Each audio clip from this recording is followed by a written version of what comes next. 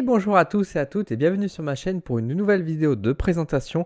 Et aujourd'hui, je vous propose de découvrir le premier jeu de la grande série qui va poursuivre pendant quelques semaines. Il s'agit du Tarot de Django de la série Soul Shadow Collection.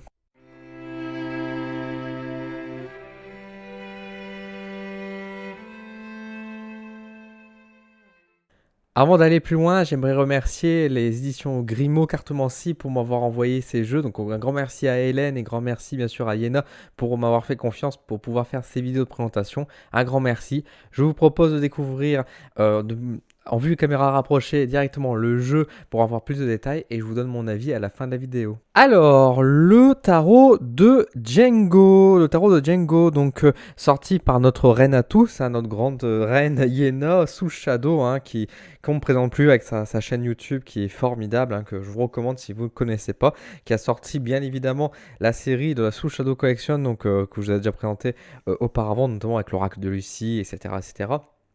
La divination selon Jack, etc., qui était déjà d'excellents jeux. On retrouve du coup une nouvelle collection de 4 jeux. Donc tout d'abord avec celui-ci qui est donc un tarot, le tarot de Django. On continue avec la série des personnages. Donc c'est créé par Yéna, donc sous Shadow. C'est illustré par Nicolas Bernard, qu'on retrouve, qui était également un illustrateur qui était très présent aussi dans les premiers jeux. C'est sorti aux éditions Grimaud Cartomancie en septembre 2022. Et à l'intérieur de la petite boîte, on va retrouver 78 cartes, hein, les 78 cartes du tarot, ainsi que 13 cartes qui sont donc des cartes de présentation et d'explication. Et on va le retrouver tout ça au prix de 14,99 €, donc 2 € de plus par rapport aux autres jeux, mais 15 €, ça reste raisonnable. Alors voici la boîte en question, donc une boîte assez épaisse forcément pour tenir toutes les cartes qui sont à l'intérieur. Des boîtes en carton assez basiques, pas forcément très solides, mais qui ont le mérite d'être un format de poche qu'on peut transporter facilement un peu partout. À l'intérieur, on va retrouver bien sûr toutes les cartes. Alors vous les voyez qu'elles sont juste derrière parce que j'ai fait un petit tri, mais on retrouve également donc à l'intérieur des cartes qui vont présenter donc tout d'abord donc l'illustrateur et également donc Yéna juste ici. On retrouve donc voilà le reste de la série de la collection Sous Shadow, donc ici la nouvelle série. La petite présentation de Django, hein, qui sert d'introduction. On retrouve le fameux système de QR code, hein, qui permet donc d'aller directement sur un site web et d'avoir donc à la place d'avoir un petit livret d'explication, avoir directement comment on peut se servir de jeu, etc. Donc moi j'aime beaucoup ce principe. Et nous avons également des cartes qui viennent présenter du coup la série, du coup vous voyez des différentes arcanes majeures et mineures avec juste des petits mots-clés. Donc mine de rien, même si vous n'avez pas internet, vous pouvez quand même vous débrouiller avec quelques petits mots-clés. Donc c'est plutôt chouette.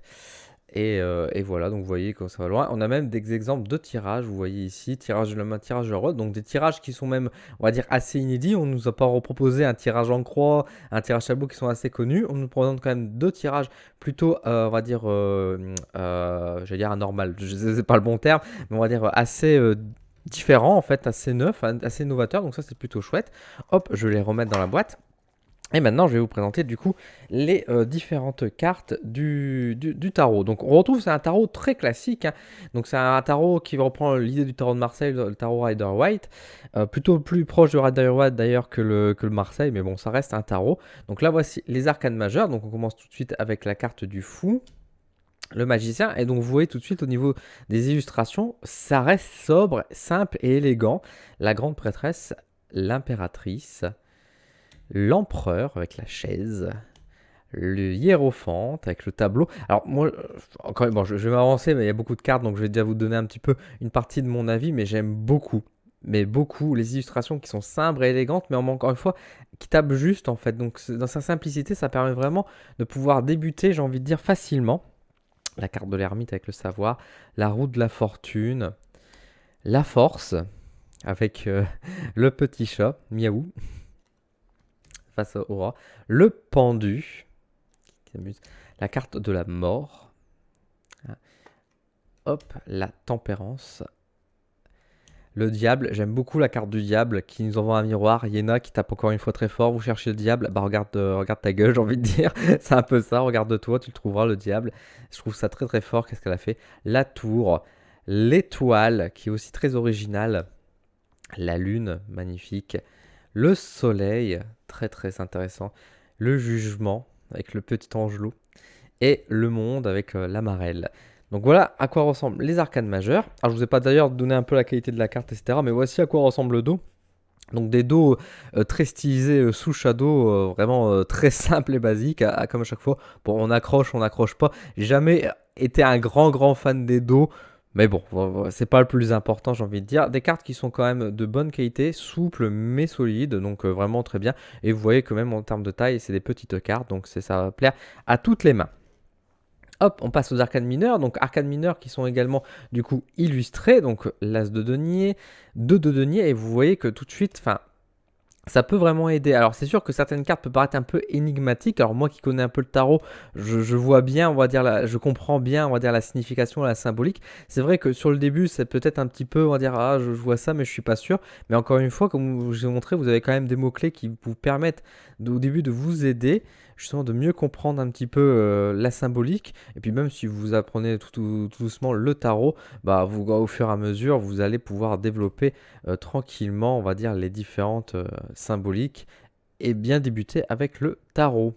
Donc le roi de... J'aime beaucoup aussi l'idée que les figures, c'est pas forcément des personnages, qu'elle a continué quand même aussi de faire le choix avec l'illustrateur de mettre des éléments, des objets plutôt que des visages. Alors ça peut être un reproche ou une critique. Certaines personnes auraient aimé voir peut-être des personnages, mais c'est vrai que on a tendance quand on fait le tarot avec de voir en fait dans la figure du roi et de la reine des personnes aussi qui peuvent effectivement être des personnes autour de nous.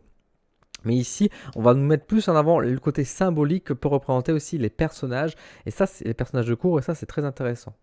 5 de coupe, 6 de coupe, 7 de coupe, côté artistique, vous voyez, 8 de coupe, la liberté, le 9 de coupe, la chance, le 10 de coupe, la famille avec le foyer, le valet de coupe, la réussite, le cavalier de coupe, le charmeur, la reine de coupe, l'union, le soutien, et le roi de coupe, le bon copain. Hop. On va faire les épées, on va garder les bâtons pour la fin, la série préférée. Alors, l'as d'épée. Alors, vous voyez aussi que tout autour, nous avons également un petit contour très simple avec des petites étoiles et qui change de couleur selon, encore une fois, la famille qu'on est. As d'épée, donc d'épée. Alors, la série des épées fait toujours un petit peu peur. Et là, c'est vrai que les illustrations et le travail de Nicolas Bernard adoucit beaucoup, je trouve, mais tout en montrant quand même, on va dire, la tristesse. Donc, au final, on n'a pas la douleur, mais nous avons la tristesse qui est quand même là. Ah, vous voyez ici le 5 d'épée qui montre un peu la migraine, les maux de tête. Le 6 d'épée, on va venir éteindre le feu, c'est pas glop. Le 7 d'épée, on sent un peu ce vide, ce déménagement, le départ. Le 8 d'épée avec le petit hérisson. Le 9 d'épée. Et le 10 d'épée, regardez, il y a un côté un peu humoristique sur ce 10 d'épée qui pourtant est quand même très violente. Le valet d'épée, on apprend, le cavalier d'épée, le rouleau compresseur, j'aime beaucoup l'image, la reine d'épée, le glaive brandi, et le roi d'épée qui voilà, une petite épée recourbée. Est-ce qu'il y a une vengeance envers les hommes? Je ne sais pas. C'est moi qui me fais des idées. Allez, la meilleure série, l'as de bâton, le 2 de bâton, le 3 de bâton, le 4 de bâton, regardez, c'est très chouette. Hein. Le sac de bâton, le 6 de bâton, le 7 de bâton, le 8 de bâton, le 9 de bâton, le 10 de bâton, hein, on repart à l'aventure, le valet de bâton, le petit apprenti sorcier, le cavalier de bâton qui d'autre que Django, hein, finalement, qui pourrait être représenté. Vous savez que moi j'aime beaucoup me représenter aussi avec le cavalier de bâton, et là on a Django qui lui-même, qui est très énergie du bâton justement, reine de bâton, et nous avons enfin le roi de bâton. Donc voilà un peu à quoi ressemblent donc les cartes du Soul Shadow Tarot, j'allais dire, c'est pas le Soul Shadow Tarot du tout, mais c'est le tarot de Django, hein, ne confondons pas, de la série la Soul Shadow Collection. Voilà à quoi ça ressemble. Je vous retrouve maintenant face caméra pour vous donner un petit peu mon avis concernant le jeu.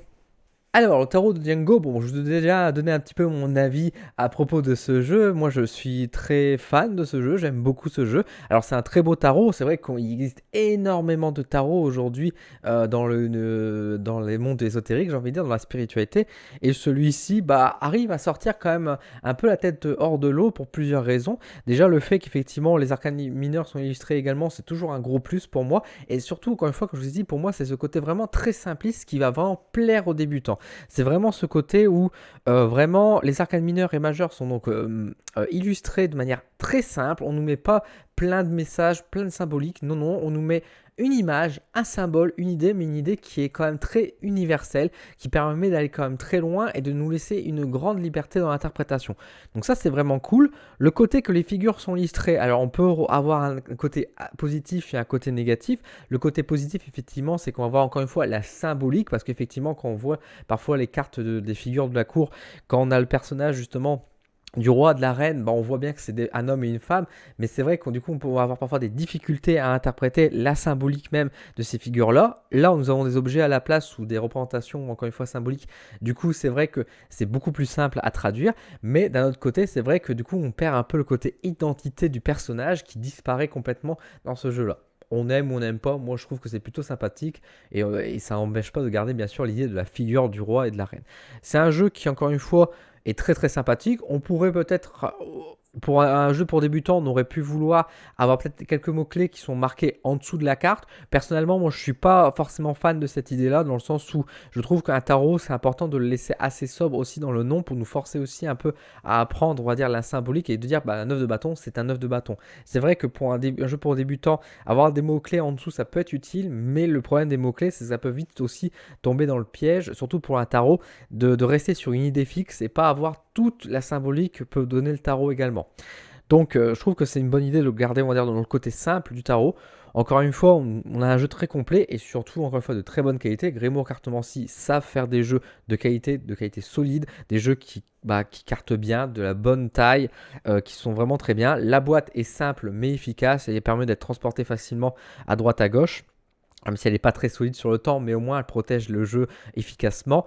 Pas de livret, mais à la place des petites cartes qui donnent des mots-clés et encore une fois un QR code, donc écologie, donc ça c'est chouette. Et surtout ça permet de rabaisser le prix parce que rappelons-le, nous avons quand même un tarot à 15 €. Et on a un jeu de bonne qualité, les cartes n'en pâtissent pas derrière, bien au contraire. Nous avons un jeu de bonne qualité, 78 cartes à 15 €, franchement c'est imbattable. Donc encore une fois, une grande prouesse qui est faite ici. Un très bon jeu. Si vous n'avez pas de tarot ou que vous avez des tarots mais vous avez du mal à apprendre avec votre jeu actuel, n'hésitez pas à prendre celui-ci. 15 €, vous n'avez pas forcément vu ruiner. Et puis bien au contraire, vous allez avoir un jeu qui est efficace. Vous allez avoir un jeu qui est parlant. Un jeu qui va vous permettre aussi de débuter facilement en disant « Ah oui, du coup, je vois à travers le roi de coupe le côté, voilà, vous voyez, il y a le côté câlin avec les deux personnages, etc. Du coup, c'est le réconfort, c'est le soutien, etc. » Ça vous aide en fait à mieux comprendre que juste la figure classique du roi de coupe qui n'est pas forcément toujours très parlante à ce niveau-là, quoi. Donc, je trouve que c'est un très bon jeu pour débuter, pour apprendre et qui se glisse facilement dans la poche. On a besoin d'un petit tarot, allez hop, on le prend. Voilà, c'est très très bien. C'est un bon jeu que je vous conseille, surtout si vous n'avez pas de tarot ou encore une fois vous voulez apprendre tout doucement avec un jeu simple. Le tarot de Django est très efficace pour ça. Donc je vous le recommande 1000 fois, encore une fois, ce jeu parce que encore une fois la qualité et puis à ce prix-là, il faut encourager en tout cas à ce niveau-là. Et puis encore une fois, moi j'adore Iena également, donc je le dis avec sincérité aussi. Bien sûr, ce jeu, je dis pas tout ça parce que c'est Iena, mais encore une fois, c'est avec des créations comme ça que Iena nous montre encore une fois que c'est elle la queen, quoi, tout simplement. Voilà. Si vous possédez ce jeu, n'hésitez pas à me le dire en commentaire. Si ça vous intéresse, n'hésitez pas aussi à me le dire en commentaire. Si vous avez des questions, posez-les-moi, je vous répondrai avec grand plaisir. Si ce jeu vous intéresse, n'hésitez pas à faire un petit tour dans ma description. Il y a un petit lien d'affiliation pour le commander. Bien évidemment, je vous encourage avant tout d'aller voir les boutiques spécialisées d'ésotérique de vos confrères ou les petites librairies qui peuvent éventuellement vendre ce jeu pour pouvoir les soutenir. Mais si vous voulez me soutenir personnellement, je vous en remercie et vous avez un petit lien pour pouvoir me soutenir. Sur ce, je vais vous laisser. Un grand merci à vous. Je vous souhaite une excellente fin de semaine, une bonne journée, bref, tout ce que vous voulez. Et je vous dis à très vite sur ma chaîne pour de nouveaux contenus. À bientôt.